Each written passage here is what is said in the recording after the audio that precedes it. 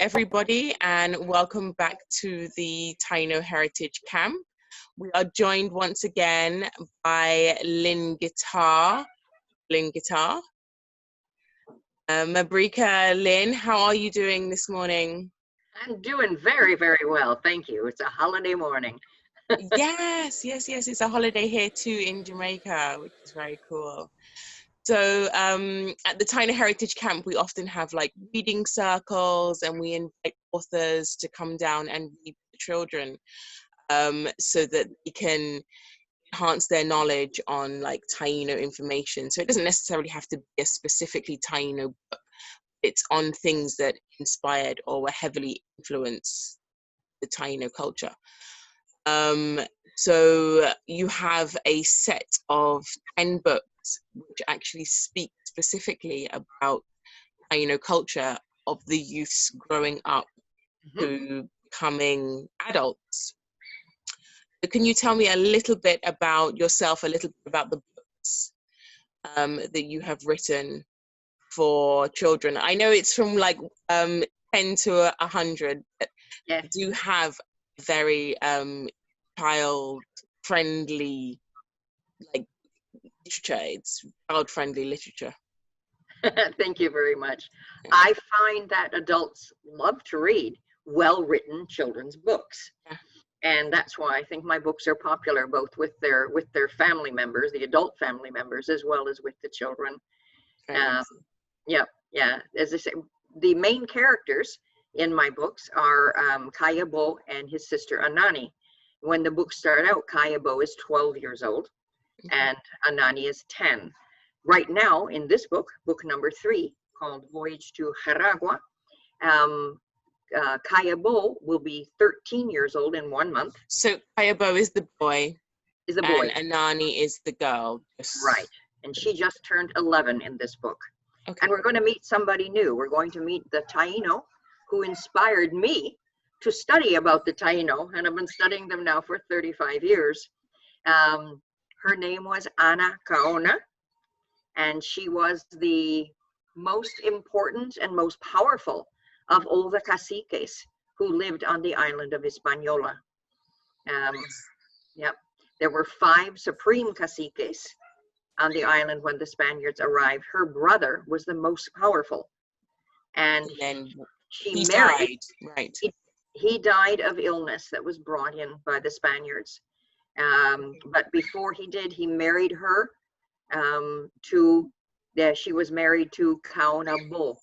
Kayabó was the second most powerful of the 5 supreme caciques. Right. And so when he died also, Kayabó was actually shipped off to Spain, accused of being a traitor against the Spaniards. And his ship went down and he drowned.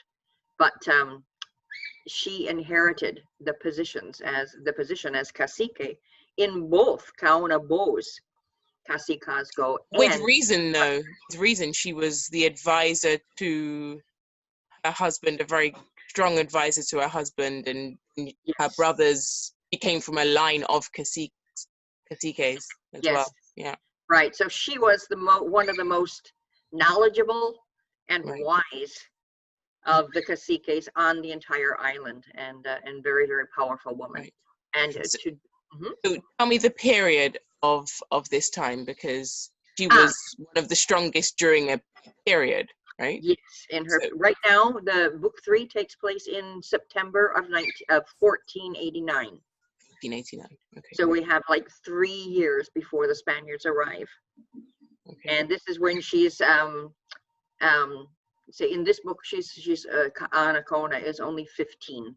So it's when she's 18 that she really starts to rise, Ana Kaona. Yeah. This is wonderful. I'm really looking forward to it, because Ana Kaona is something that inspired our BK at the Taino Heritage Camp as well. So yeah, I'm looking forward to the reading as well, because of that link that we have here as well. So meet her in this book, in book 3. In book 4, you'll learn a lot more about her, and she appears in all of the other books as well. Okay, great. Yeah. Okay. And she also appears in the novel that I'm writing right now. which I am really looking forward to. I can't wait. I know that that is an adult novel though, because I know that there's a lot of like war and relationship.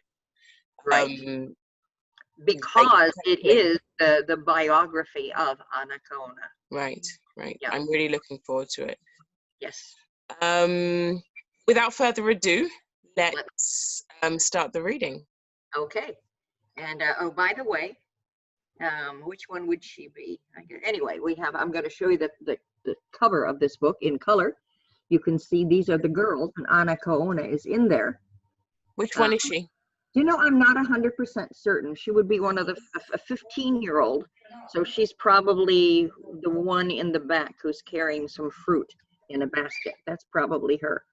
But I have some other drawings of her as well. Okay, great. Great. Oh, okay.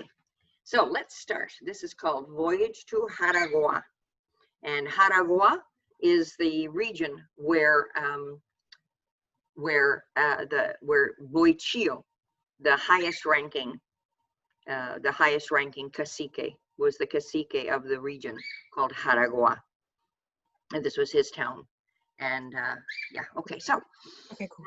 But we start out, by the way, in Caleta, the home fishing village of both Kayabó and Anani. That's where we're going to start out. Okay, great. So it was just before sunset, and Kayabó lay on the rocks at the end of the long row of rocks that jutted out toward the sea from the beach at Caleta. This had become his favorite spot in the world, because in the hours of darkness, the young carey, the green sea turtle, that in a previous life had been his grandfather, Oracabessa, often came here to speak with him. This afternoon, the sea was quiet, calm, and the warmth of Gway, the sun, felt wonderful on his left leg, which had been badly injured a little more than 3 months ago, but he was healing nicely now. It still felt tight, though, where the jagged scar on his calf was slowly disappearing under daily applications of the medicinal herbs sent to him by his sister Anani. At just 11 years of age, she had recently been appointed as the new Beika, the healer of Caleta, or rather, the Beika in training, who had replaced their grandfather, Oracabessa. "Hey, lazy boy," said Mahagua, one of Kayabó's older brothers, coming silently up behind him. One of the family's dogs, was trotting happily at his side. "Come on back home. Hayati, Bamo, and Marakai, the boy's 3 fathers, have called a family meeting." He extended a strong hand to help Kayabó up, and the two exchanged a warm forehead-to-forehead greeting. That was the traditional Taino greeting, pressing your forehead to someone else's forehead. The 2 brothers were so different, for Mahagua, in his late 20s, was of medium height, broad-shouldered and well-muscled, with dark copper-colored skin, while Kayabó, who would soon be 14, was already tall and muscular, but slim, and his skin was a light copper tone. Together, with the Aon at their side, they walked arm in arm back toward their bohío, their home. Someone is speaking here at the council meeting as we enter the circle of the council. Okay. The sisters of my husband's family also have a good store of beautifully woven cloth that I'm certain they will want to take along. Warishi, the youngest of the children's 4 mothers, was saying as Mahagua and Kayabó picked up straw mats from beside the bohío and quietly joined the rest of the older members of the family. They all sat in a large circle under the shade of a huge cedar tree. All of Kayabó's mothers and fathers were there, as well as his 11 older brothers and sisters. He was the youngest at the meeting. "And of course," continued Warishi, "my husband also wants to participate in the voyage." "Taino Ni Rahu," Bamo greeted his sons. "We are discussing an upcoming hunting and trading trip and hope that the 2 of you will go along." Kayabó nodded and said, "Hanan, yes," very eagerly, even before he knew any of the details of the trip. He was always ready to do new things, see new places, meet new people, always ready for new adventure. Bamo smiled and continued, "We will take with us as much cloth and smoked fish as we can, and we hope to pick up salt and many birds to smoke in Neiba, the large bay to the west." Turning to his wives, he said, "So do not forget to prepare the igueras, the gourds." I wonder what that's all about. Turning back to the circle at large, he continued, The cloth, fish, birds, and salt are what we will trade in the islands of Boichio, on the far westerns, in the lands of Boichio, on the far western side of the island. There we hope to get in exchange as many as of their famous carved wooden bowls as possible. Then we will take those bowls to the mainland and trade them for guanine. Kayabó gasp. Guanine? That was the most precious of all things in the world of the living. I have some guanine on. Yes. The surface of guanine shone coppery gold like Gwei itself, the sun. And it was only available from a people called the Maya in a land far, far away, where Gwei went to sleep in the west. No one whom he had ever known had traveled that far, and he was going to go. About a year and a half ago, Mahagua had girdled a huge ceiba tree in the forest not far from Caleta. Okay, girdled it. That means he had cut all of the bark from the tree in a hands-high circle around the tree's base. When asked why, he just shrugged his shoulders and said he was told in a dream to do so.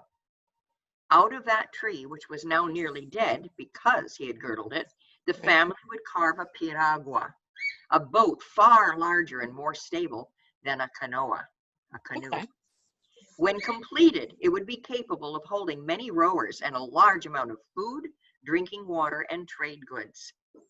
Now, Kayabó and half a dozen of his other brothers stood beside that tree in awe of its great size. It took 3 of them with linked arms to encircle it. They looked to Mahagua for guidance in cutting it down. And here's an illustration by Tally Saxton. I am always excited at picture time. Yes. Can you see wow, the right down below and how little they are? Right. So that's the cotton tree. What did we call it in Taino? Ceiba. Ceiba, right. We have several of those trees still in Jamaica. Oh, good. And lots of them on the island of Hispaniola and Cuba. Yeah. And they're beautiful when the roots twist. Yes. We have a young one at the Taino Heritage Park in Oracabessa. Oh, okay.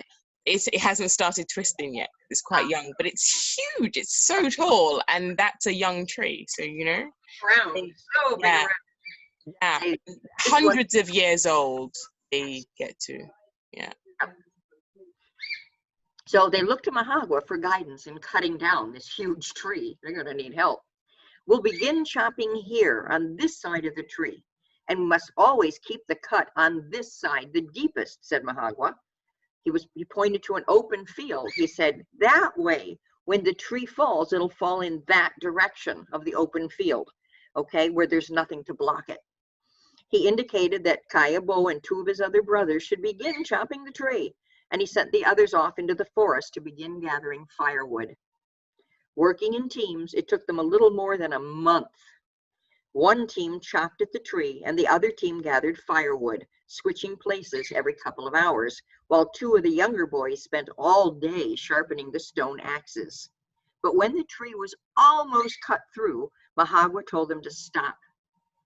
In 2 more days, he said, Karaya, the moon, will be just past full, and at dawn, the tide will be halfway between its highest and lowest levels. That is when we must cut the tree down, so that the woodworms do not eat our piragua. A lot of people still cut trees down today using these natural events.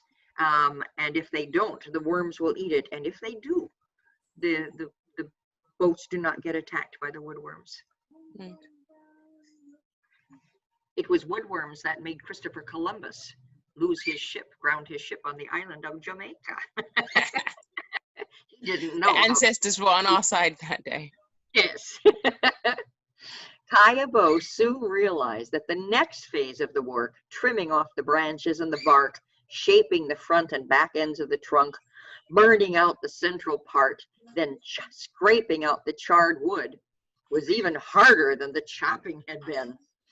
His arms and his back still hurt from swinging the manaya, the axe, and now from using it as a scraping tool.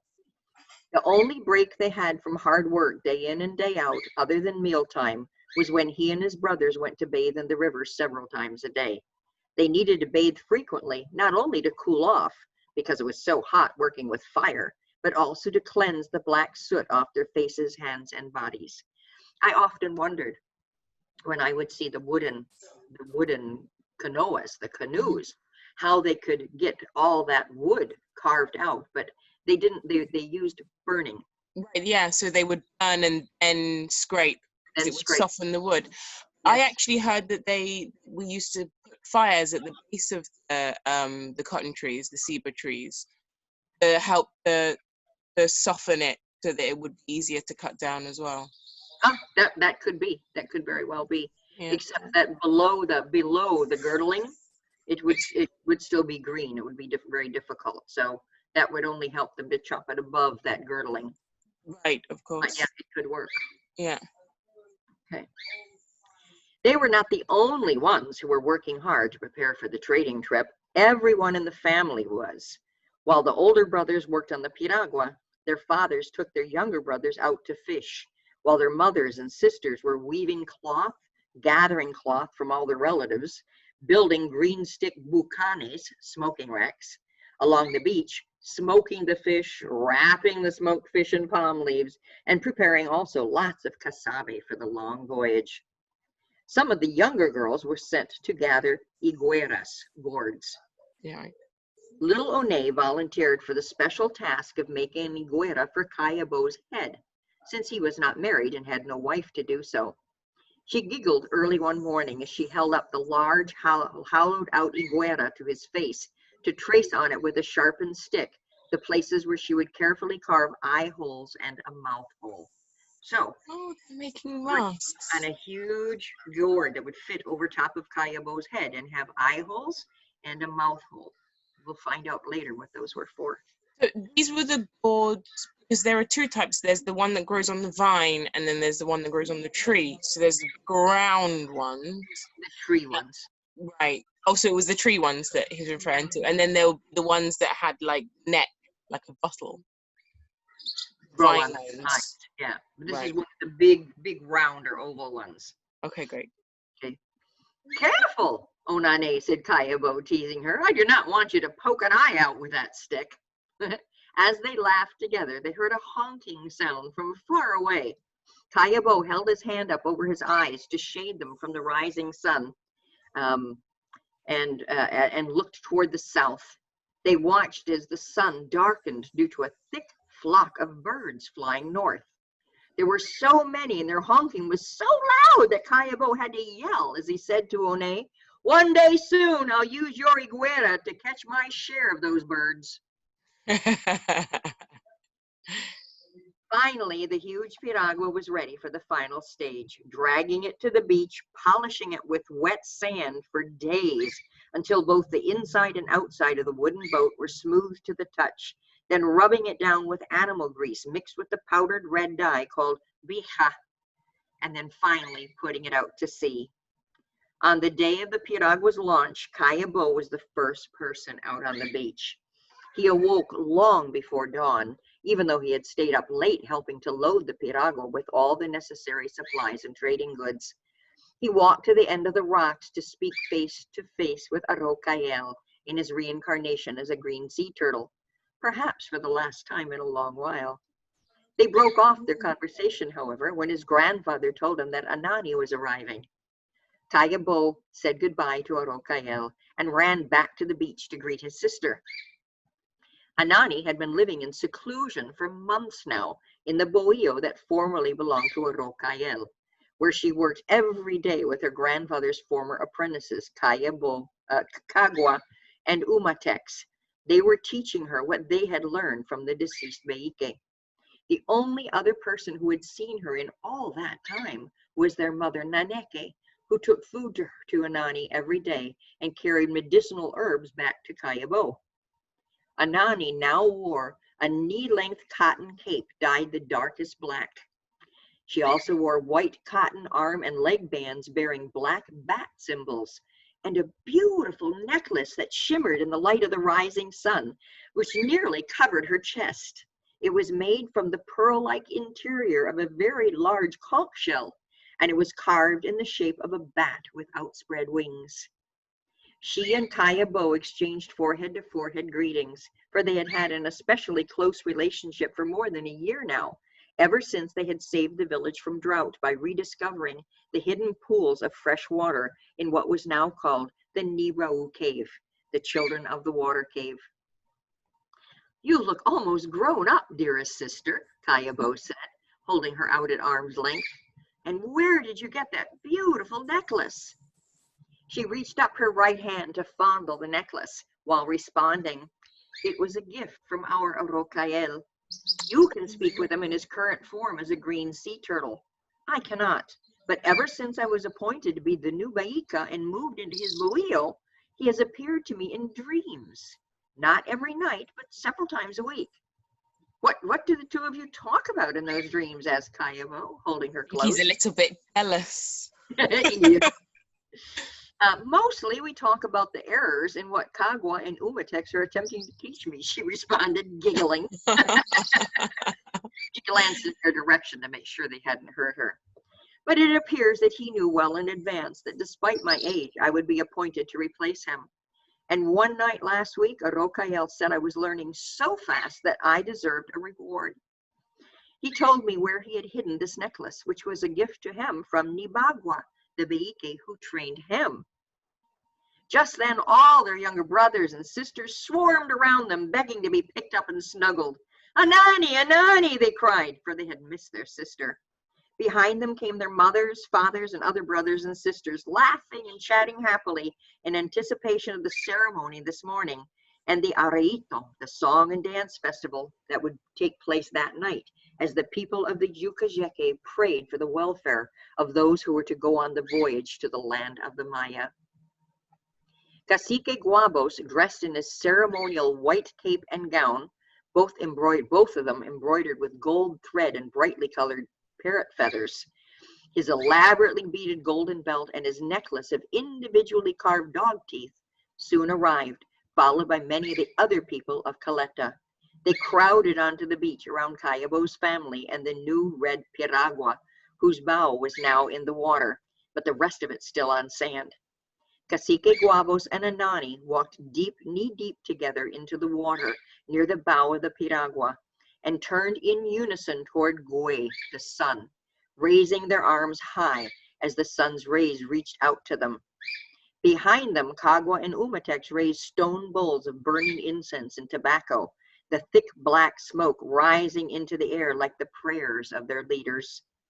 Turning from the east to the north to the west and finally to the south, they greeted the morning, praying in loud sing-song voices to the semis, the spirit guides of all the directions, to cherish and protect the travelers. And here's an illustration of that launching ceremony, blessing the boat, the piragua. Oh, wow. The Anani and the Cacique Guabos right at the front. And you see her wearing her new bat necklace. Right. And her cape as well. And her cape, her black cape. Yeah. Mm-hmm. I have to admit, I invented this bat necklace, but I actually saw one in a collection in a museum of a big necklace made out of a conch shell, and made it bat.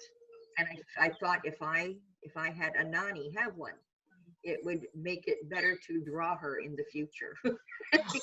As she grew, you wouldn't be able to see her breasts. They would be. Oh, okay. Right. Yes. I love it. As the sound of fututos, conch shell trumpets, filled the air, Kayabó, Mahagua, their father Vamo, the old sea trader Akobo, and the rest of the older boys and men of the family who were to go on the voyage leaped aboard, and they grabbed up the waiting oars. Hayati and Marakai, their two other fathers, together with their younger brothers, and all the onlookers who were closest to the boat, joined forces to push the piragua into the embrace of the sea. Anani jumped into the boat, yelling back toward the surprised Cacique Guabos, "Both Atabera and Oracabessa have ordered me to go with them." What a surprise! Everyone on shore began shouting, "Maya Baya, Maya Baya ya," which means to the westernmost Maya land. as the rowers turned the heavily laden piragua toward the west. And where are they going toward? They're going toward Xaragua. It was turning dusk as Kayabó called out that they should put to shore. The largest of the freshwater lagoons is a hard day's walk beyond the mountain, he said, laying down his oar and rubbing his left shoulder. Kayabó was glad that Kayabó had joined the family on this voyage. His father Bamo had agreed that the old sea trader knew these waters better than anyone else, and he had been a great help when Kayabó had been hurt and the family canoa damaged several moons earlier. Therefore, Bamo had invited Kayabó on the trading voyage, even though he was not a member of the family. It was a nice evening with no hint of rain, so after walking a little bit or swimming to take away the cramped feeling from having spent all day aboard the piragua, everyone just lay down on woven mats on the upper reaches of the rocky beach to eat some smoked fish and cassave and go to sleep. Kayabó had offered to take the first watch, so Anani came to sit beside him. "Why are you going to a lagoon tomorrow?" she asked him. "Ah, we're going to capture a large amount of the migrating waterfowl," said Kayabó. "They rest and eat at freshwater lagoons like that one, and we can catch hundreds at a time by tricking them with igueras. As you know, Xaragua has a much larger population than Caleta, so we hope they will be willing to trade some of their carved wooden bowls for food, the smoked fish from Caleta and smoked fowl from here, along with some of the cloth that we carry." "I will go along to the lagoon," said Anani. I've heard about using igueras to hunt waterfowl, but I've never seen it done before. And there are some medicinal plants that grow only near fresh water, so it will be a good opportunity for me to find and collect those." Together they watched the motion of the waves and talked on and off until it was time to wake up Warishi's husband to take his turn as night guard. It was a long walk to the lagoon. They awoke before dawn, leaving 2 men behind as guards, and climbed up and over the mountain. Then they picked their way among the mangroves without stopping to rest. All day, flocks of birds flew overhead, some flocks so thick that they blocked the light of the sun. So it was easy to stay en route to the lagoon.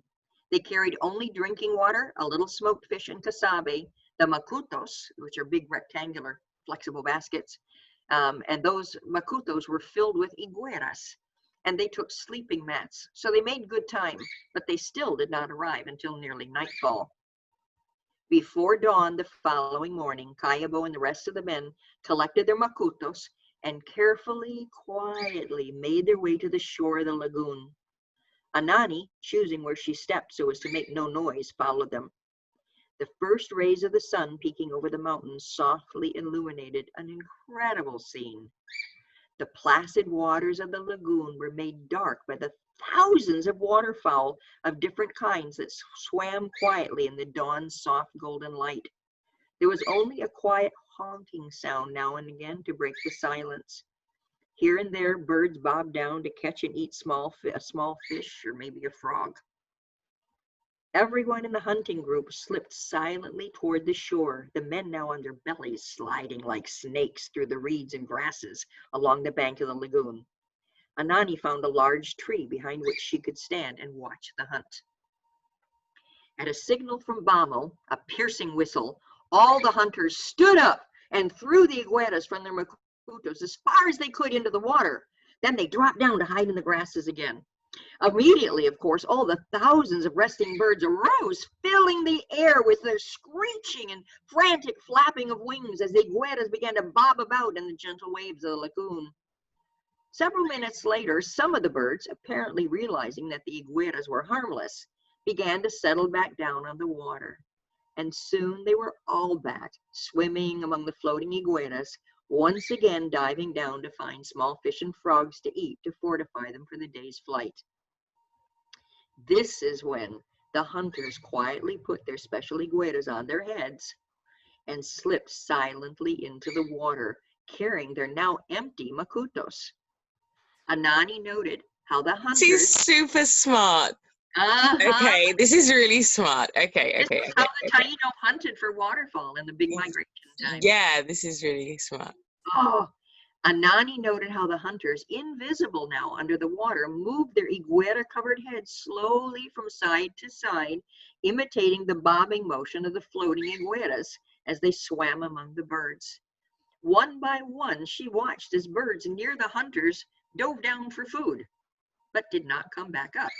The hunters had pulled the birds down by their feet and were filling their makutos with them. The captured birds drowned silently, unable to warn the birds swimming above them of the danger among them.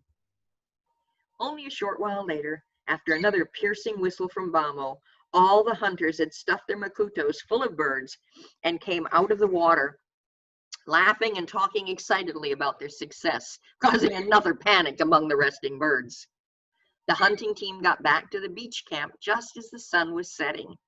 After a swim, they sat around the fire pit, and while a number of the birds roasted on a spit, they and the rest of the traders made several dozen bucanes so that they could smoke the rest the following day.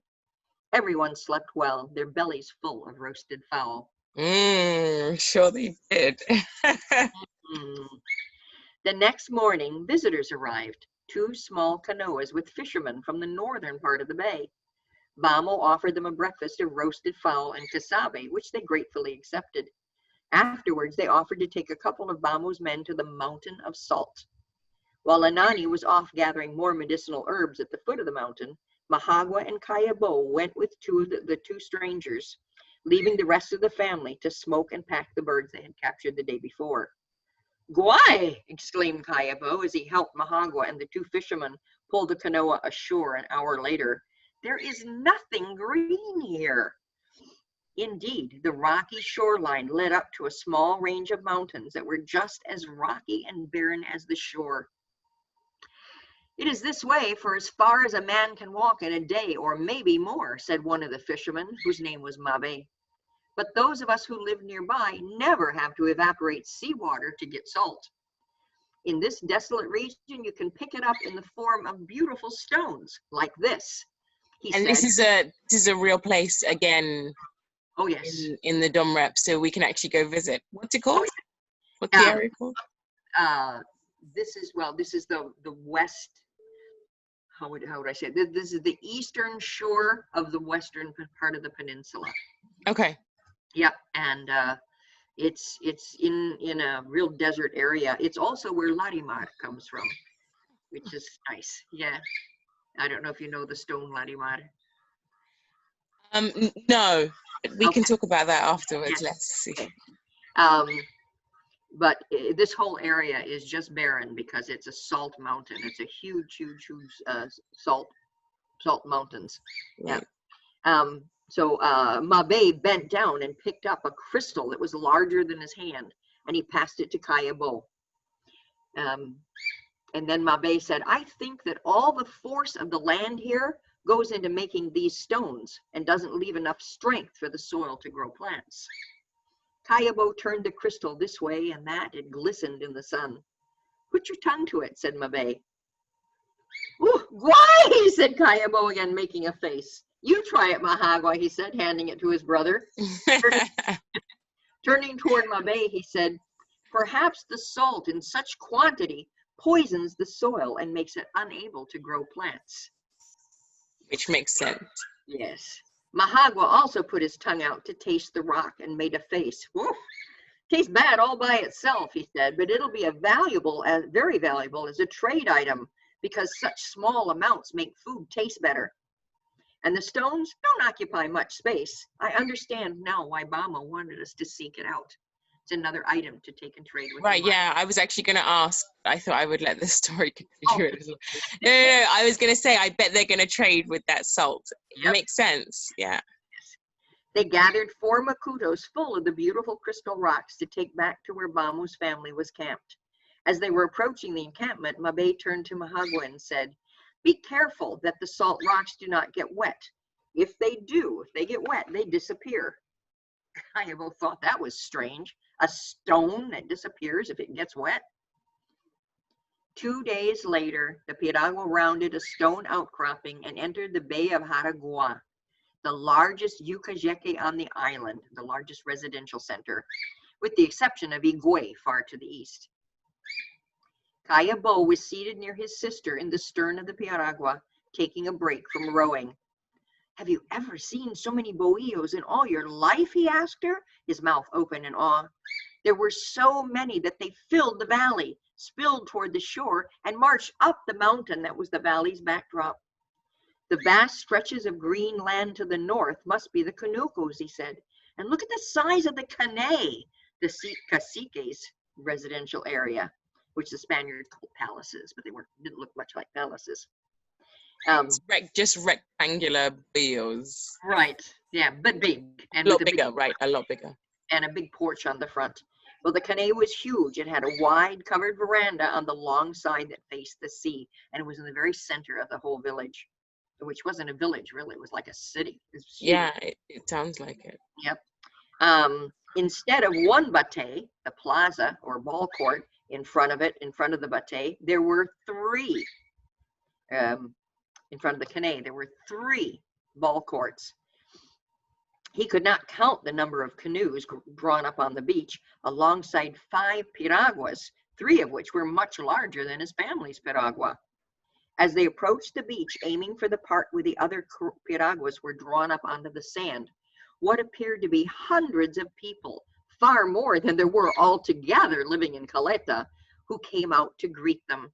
The cry of "Taino Ti," which means "May the Great Spirit be with you," rang out across the water. And one by one, those hundreds of people all sat down cross-legged on the sand, except for a dozen men who came to help Kayabó's family bring their piragua ashore. Then they too sat on the sand, legs crossed. Acobo, who had been here several times before, approached one of the seated men who had helped land the boat. He knelt in the sand in front of that man and placed his forehead against the seated man's forehead as a greeting to both the man and his semi, his spiritual guide.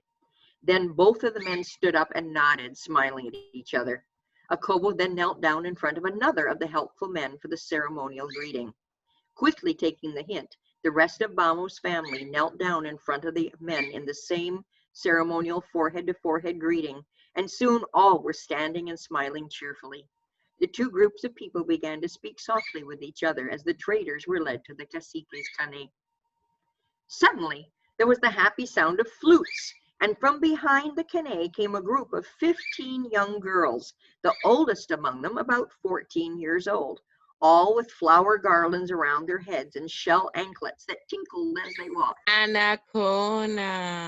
And she wasn't almost 14, she was 15 at this point.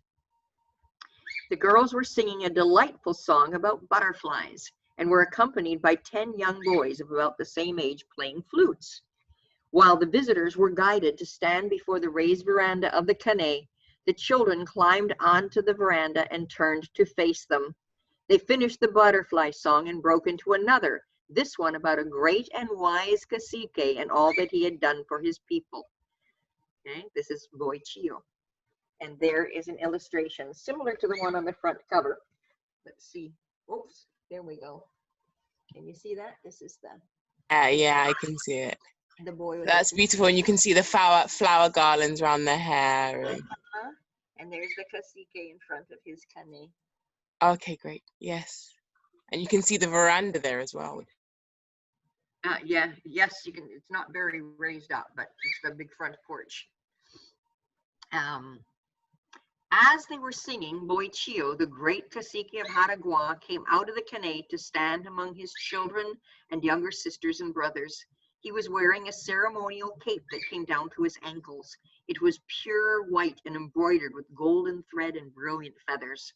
He also wore a matching headpiece with long, colorful feathers, some of which stood nearly a foot high, and he had a large guanin, a medallion made of guanin, on his chest that glittered in the sun, marking him as a high-ranking cacique. And he also wore a wide belt decorated with tiny shells and beads of all colors, whose central face was a gold emblazoned shark, representing his strength and intelligence despite being so young. Kayabó guessed that he was not much older than Mahagua, maybe in his mid to late 20s. Boichio welcomed them all to his cacicazgo, then asked who was the leader of this trading expedition, and called Bamo up onto the veranda with him. They spoke for only a few minutes, but during that time, Boichio pointed down to Anani and obviously asked a question about her, after which he looked her way and smiled. He and Bamo exchanged a few more words, then Bamo stepped down to rejoin his family. My sisters and daughters will guide you to a bohio that will be yours for the balance of your stay, said Boichio, and I will provide each of you men with an unmarried woman of Xaragua to be your companion while you are here. Turning to look down at Bamo, he continued, with your permission, Bamo, Anani will stay there with my sisters, and he pointed to a large bohio beside his canoe. Bamo nodded assent. Boichio then turned to the oldest of the girls in the singing group and continued, Ana Kaona, please show Anani which hamaka will be hers. You are to be her friend and guide while she is here. It will be my pleasure, said Anacona in a sweet but strong voice, nodding to her brother. Now go, my friends of Caleta, bathe, eat, rest. Tonight we will have a grand areito to celebrate your arrival, and tomorrow afternoon we will talk trade. When Anani saw Kayabó again that evening, he was accompanied by a lovely young girl from Xaragua with copper-colored skin, thick black hair cut in the traditional style, and large black eyes. Anani, he greeted her, I would like to introduce you to Jahima. Jahima, this is my sister Anani. The two girls eyed each other suspiciously. The areito began with a long song about the history of Xaragua, sung by Makuya, the local Baike, accompanied by 3 drummers and half a dozen flute players. Anani liked Makuya immediately. He reminded her of Araucael. That song was followed by another, sung by Boichio's daughters and sisters, this one about multicolored fishes, with the girls swaying gracefully to and fro as if they were swimming beneath the sea. Then a group of hunters came out and sang about their latest success at killing a large manatee and offering the sweet red meat to Boichio. Bamo and his men then got up and sang about how they had captured many macutos full of waterfowl using the iguera trick. Their mimicry through song and dance soon had everyone laughing uproariously. They were followed by a song about young lovers that everyone in Xaragua appeared to know by heart, and several dozen young couples linked arms in a large circle to dance to it, including Kayabó and Jahima. A couple of songs later, there was one about the creation of humans from bats on the night that Araucael left his post in front of the Casibahagua cave to go fishing with some friends, and neglected to call the pre-human spirits back into the cave before Gwe arose. That was what turned them into humans. Anani knew that one very well, so she joined in both the singing and the dancing. A little later, she saw Kayabó and Jahima leave together, holding hands, walking in the direction of the Canucos. Jealous, even though she knew she should not be, Kayabó was her brother. She sought out the Baike and went to sit beside him. As she had known they would, they became immediate friends despite the vast difference in their ages. A little later, Anacona came to find her and asked if she were ready for sleep. Anani said she was. Saying Taino Karaya, good night, with a smile to Makuya, she allowed Anacona to take her hand and lead her to their bohio. It took 5 full days for the trade to be completed, 5 days during which Anani learned many new healing techniques from Makuya and learned about the region's art from Anacona, who took her to see the famous wood carving workshops of Xaragua that were all run by women. Anani met most of the artists and found out that Anacona herself, despite being only 15 years old, was already an accomplished poet and artist. She was especially adept at carving the dark wooden bowls of Xaragua that were so much in demand as trade items. Anani even came to appreciate Jahima, who was never more than a shadow's length away from her brother in all that time. Slowly but surely, Jahima overcame Anani's jealousy by treating her with loving care and respect, the same way she treated Kayabó. The 4 of them, Kayabó, Jahima, Anacona, and Anani, went swimming together every day in a nearby charco, a natural swimming hole, and ate all their meals together. On their 6th day in Xaragua, well, let me show you this first. This is, I think, my favorite illustration of all. This is the 3 girls, Jahima, Anacona, and Anani, swimming in the charcoal. Oh, that is beautiful. Isn't that gorgeous? You know, put it down a little bit, bring it back up again. We have a pool like that at the Taino Heritage Camp, where it has like a little waterfall to the back of it, and then it's like this beautiful pool, and we read stories around it and build fires on the dirt islands and rocks and stuff that are around it. It's so incredibly beautiful. I'd love to join you there. Yeah. This is my favorite thing, the charcos all over. Well, you are most definitely invited. I can't wait for you to be able to see it, and we can compare the two spots. Okay. On their 6th day in Xaragua, Bamo sought out Kayabó and Anani while they were in the charco bathing with Jahima and Anacona. He joined the children playing. Mahagua was playing like a child himself in the cool, refreshing waters. While they were sunning on a warm rock, the 3 girls taking turns combing each other's hair with Anacona's shell comb. Bamo looked over at Kayabó and asked, "Are you ready to continue the adventure?" "What?" asked Kayabó, sitting up to look his father in the eyes. Oh, sorry, it was Bamo. What? And Bamo said, "We're leaving at dawn, ready to continue on to the land of the Maya." I, stuttered Kayabó, looking over at Jahima with haunted eyes, then turning back to Bamo. Han, father, he said, but with less enthusiasm than normal. He was so excited for adventures before. He's scared, a little nervous. Before he met Jahima. Oh. The next morning before dawn, Kayabó was up before all the others again. He went out to the beach and walked into the sea until he was hip deep, with waves washing up to his shoulders. "Rocael," he called, cupping his hands around his mouth. But there was no smiling sea turtle to counsel him, no one to console him. Hearing his name, he turned toward the shore. Anani came swimming out to him, grabbing his arm to keep the waves from washing her away. "I knew I would find you here by the sea," she said. "I dreamed of Rocael last night. He told me that he is smiling, and that you should be too. He said that the woman girl Jahima will be here in Xaragua waiting for you when you return from Maya land, and she is to be your wife. I will be here waiting for your return as well." "You're not coming with us, Anani?" he asked, the concern showing plainly on his face. "No, my dear brother, I cannot. Both Rocael and Atabeira have told me that I must stay here in Xaragua to learn more about their artisanry and healing techniques. So you must tell me all about your Mayan adventure upon your return. I'm certain that I will have my own tale to tell." The end. No! Sorry. I have to wait till next week. Yes, book 4. What? It was like waiting for them to go to Mexico. What? No. Okay.